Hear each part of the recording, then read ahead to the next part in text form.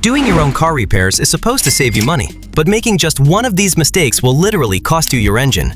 Every week, dealerships tow in cars wrecked not by driving, but by fixing. We're talking cracked oil pans, fried computer modules, and snapped wheel studs. It's completely self-inflicted, and the DIYers paying these massive bills aren't the nervous ones, they're the confident ones. Here are the 10 deadliest DIY repair mistakes, ending with the #1 habit that's probably sitting in your garage right now. Number 10. The forgotten rag. You're doing intake work and you lay a shop rag on the engine to keep it out of your way. You finish, forget it's there, and start the car.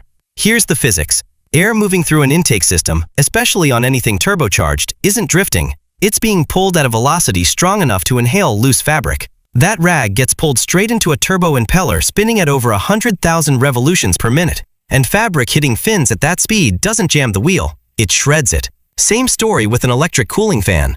A rag caught in spinning blades can snap fins off, sending plastic shrapnel through the shroud and sometimes into the radiator behind it. A 50-cent rag just cost you a turbocharger, easily over $1,000 in parts and labor. The fix costs nothing. Before you turn the key, walk the bay and physically account for every rag and tool. 15 seconds and it's the cheapest insurance on this entire list. Number 9. Tightening suspension unloaded. This one doesn't blow up immediately. It shows up weeks later as a clunk, a pull to one side, or tires wearing unevenly for no obvious reason. Control arm bushings are rubber, designed to flex within a specific range as the suspension moves. With the car up on a lift, the suspension hangs fully drooped, a position it was never meant to sit in long term. Torque that bolt down tight while it's drooped, and you permanently pre-twist the rubber into a stretched, stressed shape before the car has even moved. Drop the car back down, and ride height adds even more stress on top of the twist already baked in. Every bump and turn works that bushing from an already strained starting point. It tears prematurely, and along the way throws your alignment out of spec, eating your tires from the inside. The fix. Snug bolts loosely in the air, then torque to spec at ride height with the full weight of the car back on the suspension. 15 extra minutes, the difference between bushings that last 80,000 miles and ones that fail at 8,000. Number 8. The vice grip crutch. Vice grips are genuinely useful. The problem is when they become your default instead of your last resort.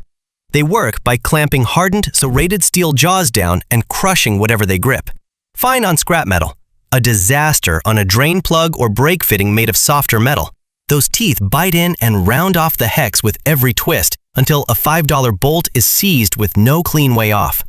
It's worse on brake lines. A brake line is a thin steel tube under real pressure. Clamp vice grips onto one to hold it steady, and it's easy to crush the wall just enough to create a weak point you can't see.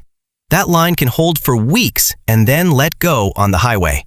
Keep vice grips for scrap and non-critical parts. For anything with a fastener head or a soft metal line, use the right socket or a flare nut wrench. Number 7. Open engine surgery. You've got the valve cover off, reaching for a bolt. A socket pops off your ratchet and drops straight into an open intake port or an exposed oil gallery. This is one of the few mistakes here that can wreck an engine in seconds, not weeks.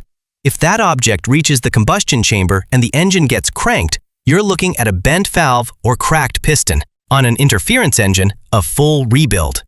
Drop into an oil gallery instead, and it can